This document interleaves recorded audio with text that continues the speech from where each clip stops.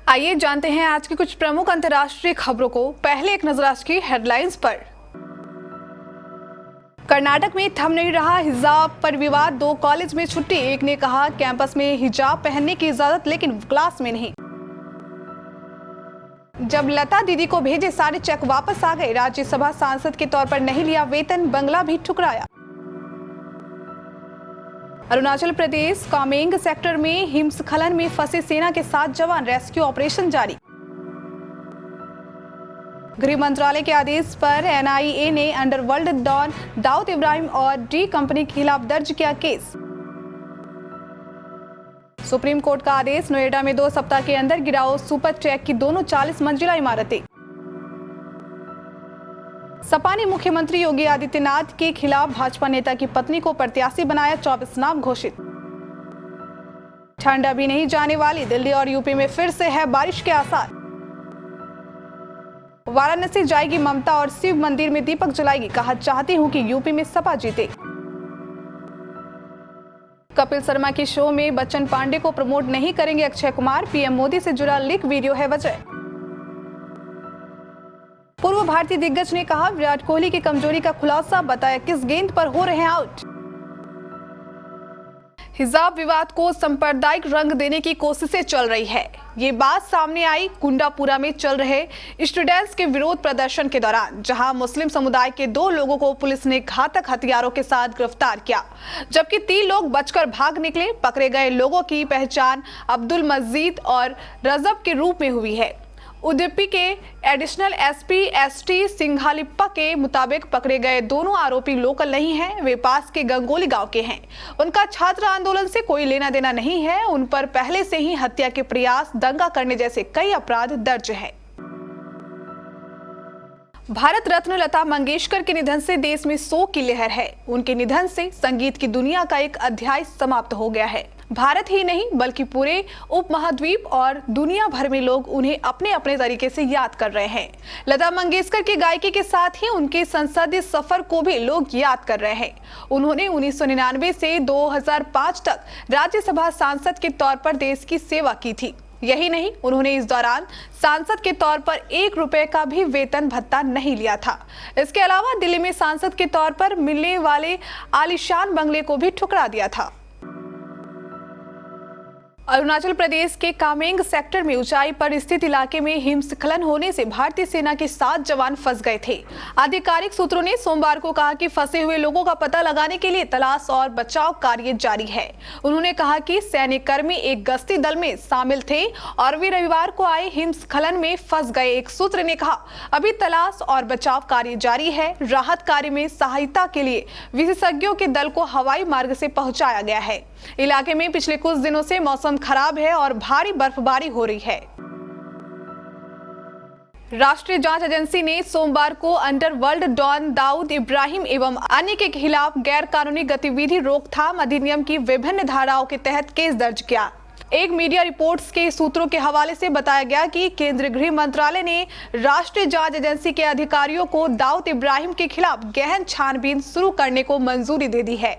Report के मुताबिक राष्ट्रीय जांच एजेंसी की ओर से दर्ज कराई गई प्राथमिकी में दाऊद इब्राहिम और उसके सहयोगियों के नामों का उल्लेख है। रिपोर्ट के मुताबिक दाऊद इब्राहिम काफी समय से देश में आतंकी गतिविधियों को बढ़ाने का काम कर रहा था। जांच एजेंसी के मुताबिक आरोपियों ने चैनलों के जरिए उन तत्वों को आर्थिक मदद पहुंचाई जो देश में अशांति फैलाने के लिए काम कर रहे हैं। सुप्रीम कोर्ट ने नोएडा में बने सुपर टैग बिल्डर कंपनी के 2 टावरों को गिराने का आदेश दिया है। इन रिहायशी इमारतों को 2 सप्ताह के अंदर गिराने का आदेश उच्चतम न्यायालय की ओर से दिया गया है। ये इमारतें सुपर टैग कंपनी के अमराल्ड कोर्ट प्रोजेक्ट में बनी है। अदालत ने नोएडा अथॉरिटी के सीईओ को आदेश दिया है कि वह 72 घंटे यानी 3 दिनों के भीतर सभी संबंधित पक्षों की एक मीटिंग बुलाए। इस बैठक में इमारतों को गिराने का शेड्यूल तय करे। इससे पहले सुप्रीम कोर्ट ने सुपर टैग लिमिटेड को आदेश दिया था कि वह इन इमारतों में फ्लैट खरीदने वाले लोगों को रकम वापस करे। बहुजन समाज पार्टी में नेता विधायक दल रहे शाह आलम उर्फ गुड्डू जमाली को समाजवादी पार्टी में शामिल होने के बाद भी टिकट नहीं मिला। उत्तर प्रदेश के विधानसभा चुनाव 2022 के अंतिम चरण के मतदान वाले क्षेत्रों के लिए समाजवादी पार्टी ने जो 24 नाम सूची जारी की है उसमें शाह आलम का नाम नहीं है। समाजवादी पार्टी ने मुख्यमंत्री योगी आदित्यनाथ के खिलाफ भाजपा नेता की पत्नी को मैदान में उतारा है। समाजवादी पार्टी ने सोमवार को पार्टी के प्रत्याशियों की सूची जारी की है। समाजवादी पार्टी ने सोमवार को घोषित प्रत्याशियों की सूची में गोरखपुर सदर सीट से मुख्यमंत्री योगी आदित्यनाथ के खिलाफ भाजपा नेता स्वर्गीय उपेंद्र शुक्ला की पत्नी सुभावती शुक्ला को उतारा है। सीएम योगी आदित्यनाथ को सुभावती शुक्ला चुनौती देंगी। स्वर्गीय उपेंद्र शुक्ला को भाजपा ने गोरखपुर से 2018 का लोकसभा उपचुनाव लड़ाया था।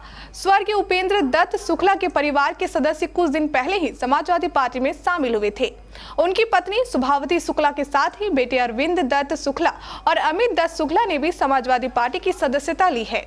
अब पार्टी ने उन्हें योगी आदित्यनाथ के खिलाफ चुनावी मैदान में उतार दिया है। छोटे दलों के साथ गठबंधन कर मैदान में उतरी समाजवादी पार्टी ने सहयोगी दलों को भी काफी सीट दी है। सर्वाधिक 33 सीट राष्ट्रीय लोकदल को मिली है।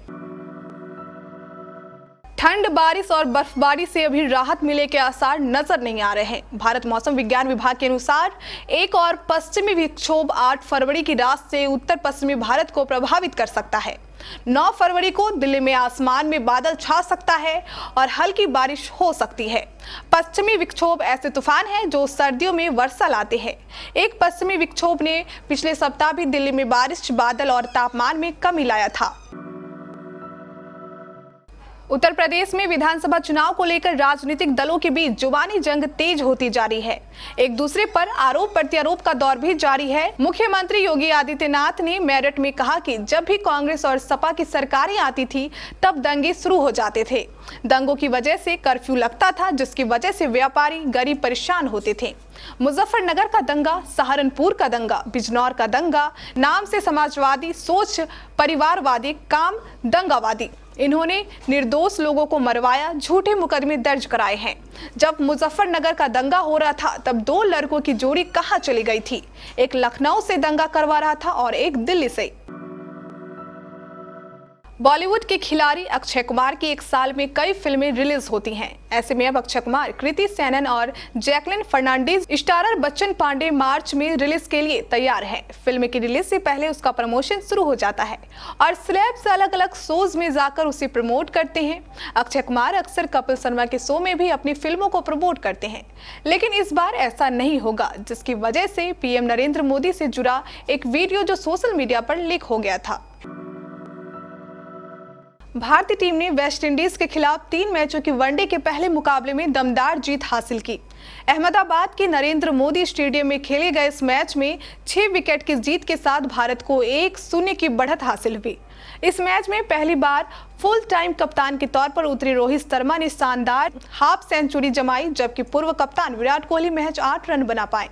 पूर्व दिग्गज सुनील गावस्कर ने कहा, अब सबको विराट की कमजोरी का पता चल चुका है, उनको संभलने की जरूरत है। गावस्कर ने कहा, मैं समझता हूं कि साउथ अफ्रीका के गेंदबाजों ने भी विराट के खिलाफ ऐसा ही कुछ किया था वनडे क्रिकेट में। हाँ, टेस्ट में इतना नहीं किया, लेकिन उनके खिलाफ बाउंस कराने का प्रयास किया जा रहा था। ऐसा इसलिए क्योंकि वह एक ऐसे बल्लेबाज हैं जो गेंद को ज्यादा छोड़ते या रोकते नहीं हैं।